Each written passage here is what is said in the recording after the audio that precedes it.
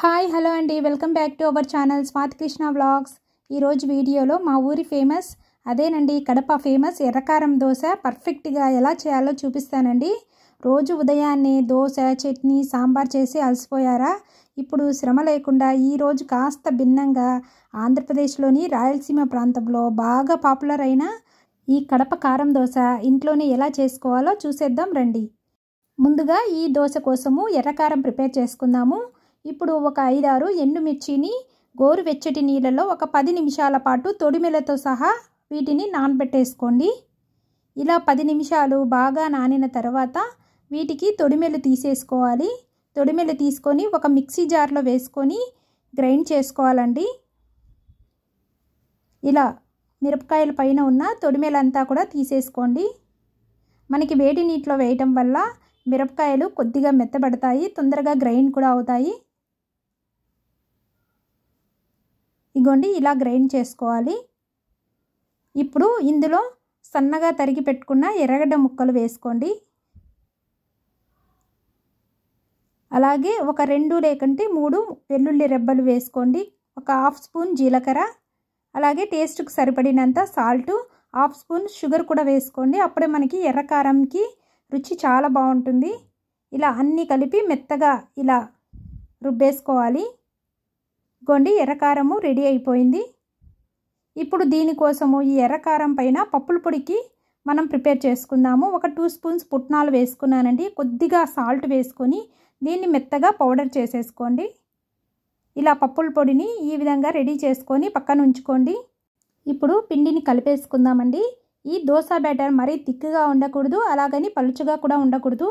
ఈ మాత్రం కన్సిస్టెన్సీ ఉంటే సరిపోతుందండి. ఇప్పుడు స్టవ్ వెలిగించి దోశ ప్యాన్ పెట్టేసి పెన్నం వేడయ్యాక దోశ పిండిని గరిటెతో తీసుకొని మనము ఈ దోశను కాస్త మందంగా వేసుకోవాలండి. ఈ ఎర్రకారం దోశ కొంచెం మందంగా ఉంటుంది. ఇప్పుడు పైన దోశ పైన కొద్దిగా నెయ్యి లేదంటే నూనె వేసుకోండి. ఇలా దోశను కాల్చుకున్న తర్వాత మరొక వైపుకి టర్న్ చేసుకొని కాల్చుకోండి. ఇప్పుడు దోశను తిప్పి దోశ మీద ఎర్రకారం వేసి మొత్తం దోశ అంతా కూడా బాగా స్ప్రెడ్ చేయాలి.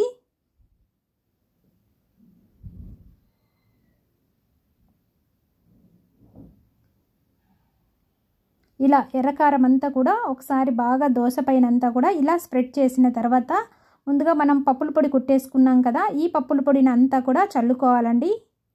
ఇప్పుడు దోశని తిప్పకుండా ఇలాగే మడవండి. అంతే అండి, రుచికరమైన కడప ఎర్రకారం దోశ రెడీ అయిపోయింది.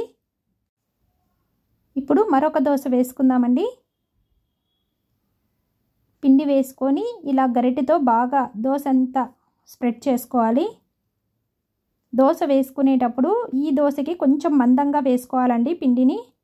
ఇప్పుడు కాసింత నెయ్యి వేసుకుంటున్నాను. నెయ్యి వేసాక దోశ కాలిన తర్వాత మరొక వైపు టర్న్ చేసుకున్న తర్వాత కూడా దోశను బాగా కాలనివ్వండి. ఇప్పుడు ఒకసారి తిప్పుకొని ఇందులో ఎర్రకారం వేసుకోవాలి. ఇప్పుడు ఈ ఎర్రకారం అంతా కూడా బాగా దోశకి స్ప్రెడ్ చేయాలి. ఇలాంటి దోశకి ఎలాంటి సైడ్ డిష్ అవసరం లేదండి. ఎర్రకారము పప్పుల పొడితోనే దోశ ఎంత తినేయచ్చు. తింటుంటే 1 కాదు 2 కాదు 3-4 దోశలు తినాలనిపిస్తుంది, అంత టేస్టీగా ఉంటాయన్నమాట. ఇప్పుడు పప్పుల పొడి చల్లుకొని దోశను మర్చేసుకుందాము. గోండి రెండో దోశ కూడా రెడీ అయిపోయింది.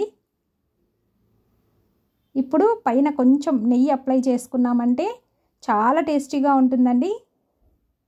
గోండి దోశలు రెడీ అయిపోయాయి. చూస్తుంటూనే నోరు ఊరిపోతుంది కదా. మరి ఎందుకండి ఆలస్యం, మీరు కూడా ఇంట్లోనే చేసుకొని తినండి. మీ ఇంట్లో వాళ్ళు కూడా చాలా మెచ్చుకుంటారు.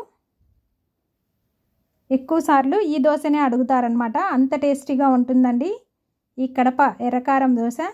తప్పకుండా మీరు ట్రై చేయండి, చాలా ఈజీ అనమాట. మరి ఈ దోశ మీకు నచ్చిందని అనుకుంటున్నాను. నచ్చితే తప్పకుండా లైక్ చేయండి, షేర్ చేయండి. అలాగే ఫస్ట్ టైం కనుక ఛానల్ చూస్తున్నట్లయితే ప్లీజ్ సబ్స్క్రైబ్ చేసుకోండి. కడప వాళ్ళు ఎంతమంది ఉన్నారో కామెంట్ చేయండి. Thank you so much for watching.